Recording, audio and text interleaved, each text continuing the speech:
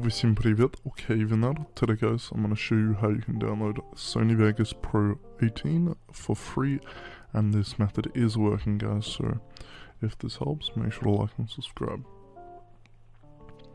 So the first step is you want to come to the link in the description and click download, and because I've already done it, I won't do it again. And once it's downloaded, it might take a while because it's quite a large file. Once it's downloaded, drag it to your desktop. Right click and extract here. Give it a second again to load. Once it's extracted, open up the file and open the setup application. This is going to be the main base of what you're downloading. Make sure to remember where you download it to.